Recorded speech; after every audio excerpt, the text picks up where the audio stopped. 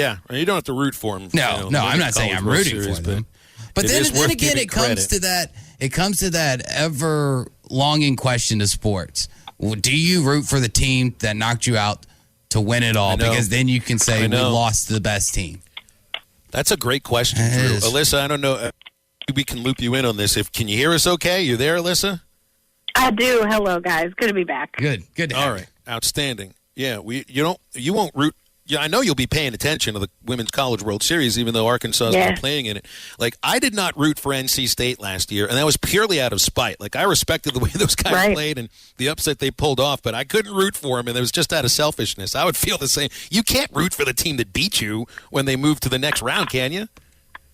No, that's tough, man. That's tough. But I do see where Drew's coming from, where it's like, okay, well, if I'm going to lose, I'm going to lose to the eventual champions. Exactly. It's kind of how I feel as a Dodgers fan. Like when the Nationals beat us a couple years ago, well, great. Just go win the whole dang thing and make me feel a little bit better about losing to them. So I can see both, but it doesn't mean that I sat there and actively rooted for them. And I don't think I could actively root for Texas regardless. So I rooted against the Atlanta Braves every time they made it to the World Series after beating the Pirates, and then I rooted against them for 20 years. I rooted against every team that's ever beat Pittsburgh in the AFC Championship game outside of Denver in '97. Like, I wanted Elway to win the Super Bowl, but that was it. Yeah. But, I mean, when you couldn't hear us, you really got to give credit where credit is due. Like, it's a disappointing loss for the Razorbacks, but I feel like you really got to give credit to Texas and the freshman pitcher and Jefferson, the second baseman, and it's tough to win two tournaments on the road. It's really tough, and I got to say, I think Janae Jefferson might be one of the best softball players I've ever seen play in person.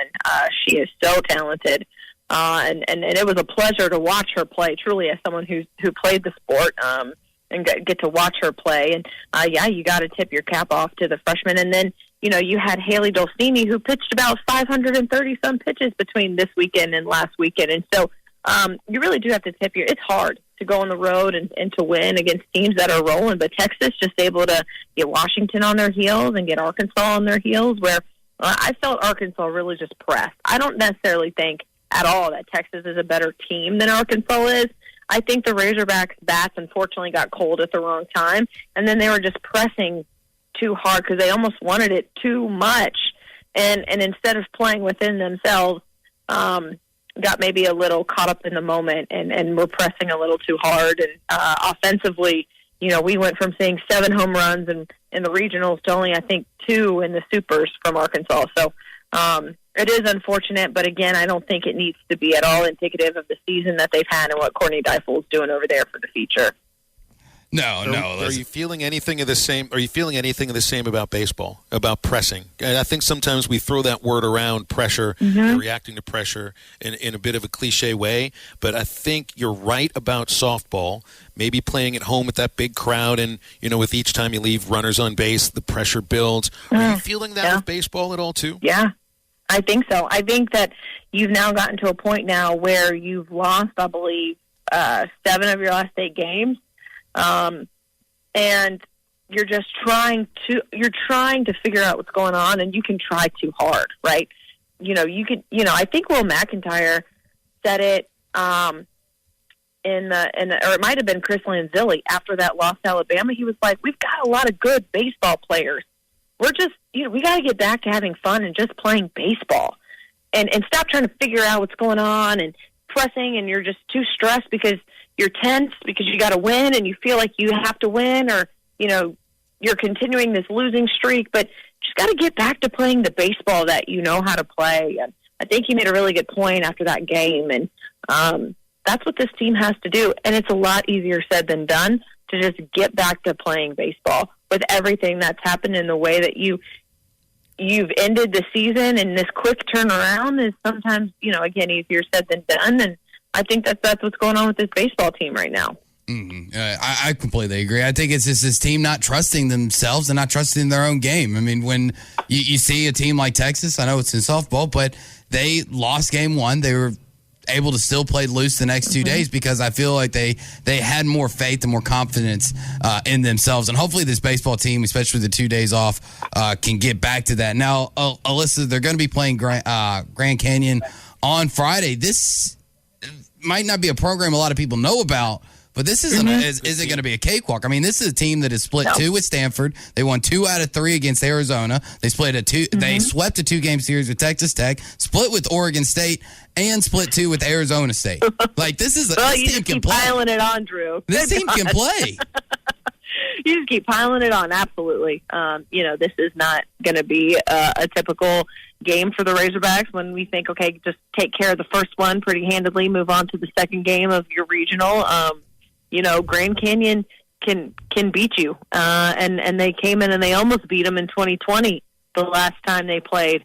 And had you not turned that double play, they would have at least tied the game. So they're a good team. They're a talented team. And I think that this regional, top to bottom from OSU to Missouri State and Grand Canyon and Arkansas, like, they're kind of evenly matched. Like, anything can happen. You're not really just circling like, Oklahoma State, because they're hosting, no problem, they'll get through this. Or Arkansas, they'll turn things, and they can.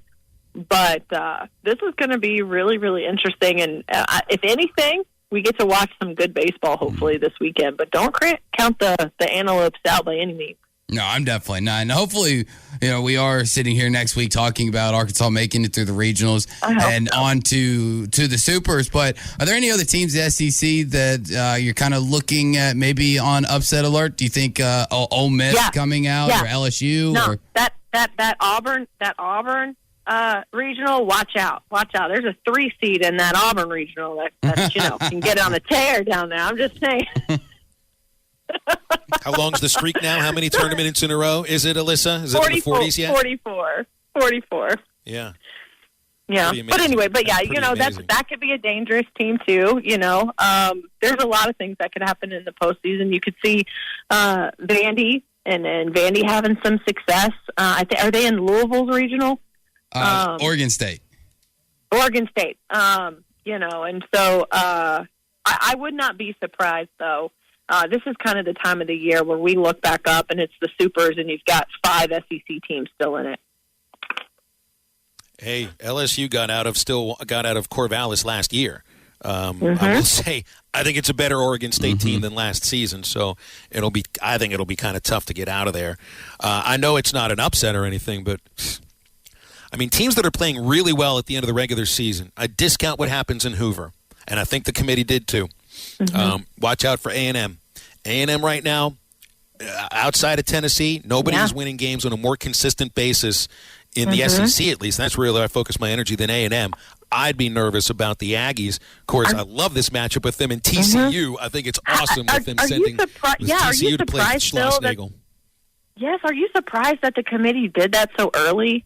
Nope. I was shocked. Nope, not at all. I was shocked they did that. I was like, wow. They know what they're I feel like they know what they're doing with some of these things sometimes, which includes a great coaching matchup in this regional, but we'll have to hit on that another time. Partners at BetOnline continue to be the #1 source for all your betting needs and sports info. Find all the latest sports developments, including updated odds on the NBA playoffs, fights, and even next season's futures. And don't forget that the MLB is back as well. Who are you picking to win the World Series? BetOnline is your continued source for all your sports wagering needs, including live betting and your favorite Vegas casino and poker games. It's super easy to get started. So head to the website today or use your mobile device to join and use our promo code BELIEVE, that's BLEAV, to receive your 50% welcome bonus on your first deposit. Bet online, where the game starts.